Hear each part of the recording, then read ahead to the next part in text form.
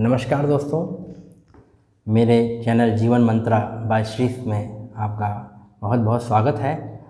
आज हम धार्मिक आंदोलन को आगे बढ़ाते हुए इतिहास के परिप्रेक्ष्य में एक धार्मिक समुदाय अर्थात नाथ पंथ के बारे में जानेंगे, समझेंगे और पढ़ेंगे। तथ्यवार समझेंगे कि वास्तव में नाथ संप्रदाय है क्या, इसमें किस प्रकार की पूजन पद्धति है, सन्यासी परंपरा किस तरीके से है, इसे हम जानेंगे। तो आइए चलते हैं और समझते हैं नाथ पंथ। इसे योगिनी कौल भी कहा जाता है, योगिनी कौल। इसकी स्थापना नाथ पंथ या योगिनी कौल की स्थापना मत्स्येंद्र नाथ या मच्छेंद्र नाथ ने की थी।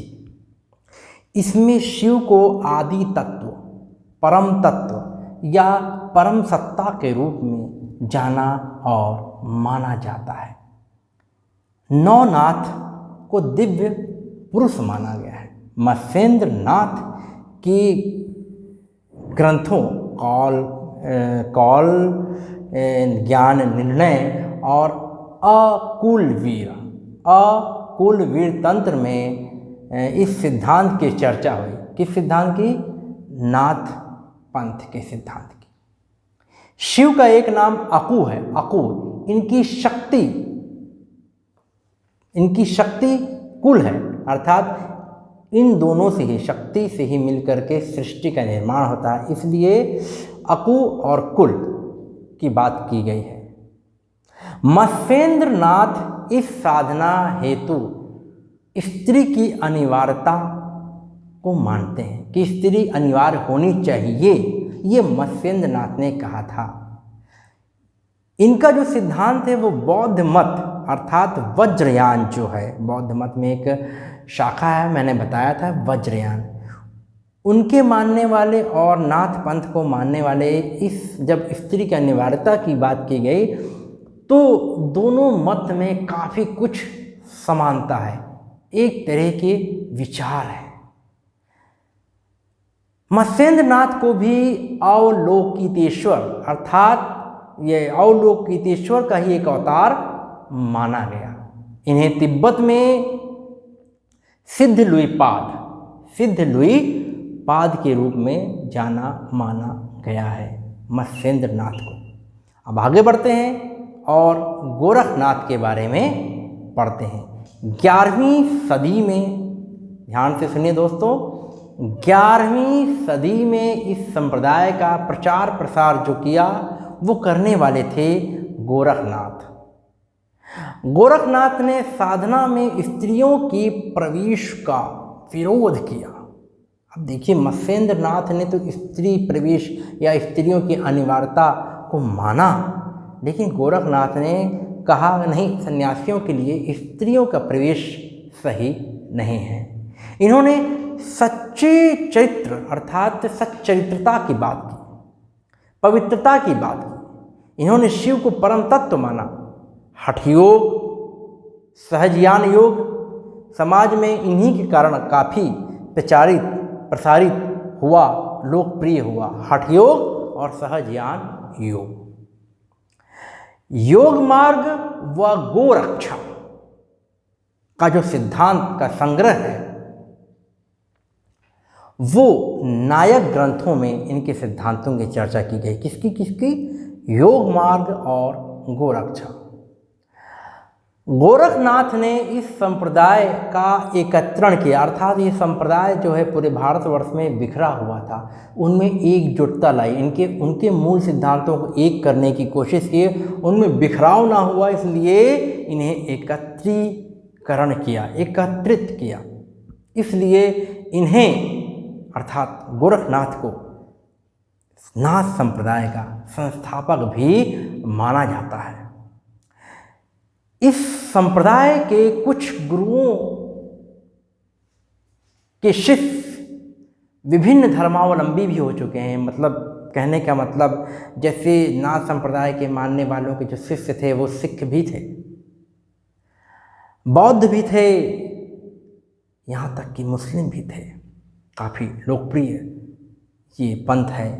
इनमें कुछ जो गुरु हैं या नाथपंथी हैं उनके नाम हैं, जैसे जालंधर नाथ, ये पंजाब में इनका प्रभाव रहा। कानिफ नाथ बंगाल में इनका प्रभाव रहा। चौरंगी नाथ का प्रभाव भी पंजाब में रहा है। इसके बाद चरपटी नाथ का क्षेत्र था चंबा क्षेत्र कहाँ है? हिमाचल प्रदेश। इसके बाद भर्तहरि नाथ, ये उज्जैन से संबंधित थे। इसके बाद नेपाल और पंजाब क्षेत्र में जिनका प्रभाव था उनका नाम था रत्ननाथ। फिर धर्मनाथ, मस्तनाथ आदि कई उल्लेखनीय नाम आपको जानने, सुनने, समझने को मिलेंगे।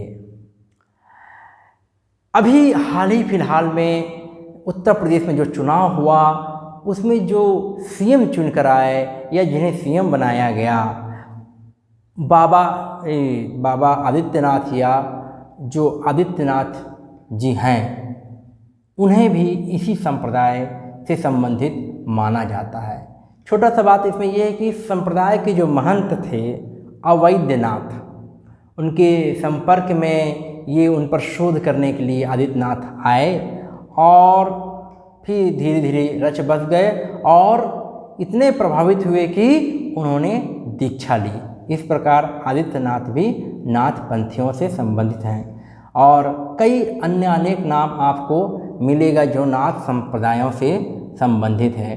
नाथ संप्रदाय वास्तव में शिव को, भगवान शिव को ही परम तत्व मानता है। इस प्रकार नाथ संप्रदाय को भी हमें जानना है। ये भी हिंदू और सनातन परंपराओं में से एक पुराना पंथ है, मत है, जो कि एक बहुत ही अच्छा और लोगों की सेवा करने का एक अच्छा माध्यम बताया गया है। ये पंथ लोगों को सेवा की भावना ही बताता है और लोगों को जोड़ता भी है और कई सारे ऐसे सिद्धांत देता है जो कि लोक कल्याणकारी है। तो हमें इस सीरीज में नाथ पंथ के बारे में बताना था, जो कि मैंने तथ्यवार बताया। आगे मैं आपको एक और मत और पंथ की ओर बताऊंगा जो कि सनातन परंपरा का ही अंग होगा। इसके बाद मैं लगातार सीरीज को बढ़ाते ही जाऊंगा। बीच में आपने देखा होगा काफ़ी कुछ गैप हो गया, मैं कुछ बिजी रहा, बहुत दिनों तक काफ़ी कुछ काम रहा, लेकिन इसके बावजूद भी मैं आपकी मांग के अनुसार इस सीरीज़ को बढ़ाता जाऊंगा ताकि इतिहास के विद्यार्थियों के लिए और सामान्य ज्ञान के विद्यार्थियों के लिए ये चीज़ सहज रूप में आपके पास उपलब्ध हो जाए और आप इसे सुनिए, जानिए, समझिए और बार बार रिपीट करिए। आपको पूरी चीज़ें अच्छे से याद हो जाएंगी। आप जब इसे फैमिली वाला बना लेंगे, फैमिलियर कर लेंगे इसे, तो और ज़्यादा अच्छा याद होगा। इसलिए यदि हम कुछ भी नहीं जानते हैं तो केवल कान में लगा करके सुने और आप मेरे इस चैनल को लाइक कर दीजिए ताकि सबसे पहले वो चीज़ आपको मिले, अर्थात बेल आइकॉन को जब आप दबाएंगे तब वो मैसेज आपको तत्काल मिल जाएगा।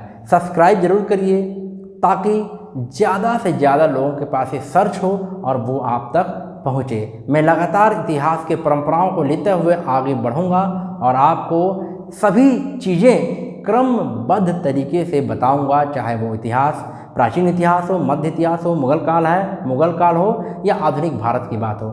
मैं सभी चीज़ों को समेटने की पूरी तरीके से तल्लीनता के साथ कोशिश करूँगा।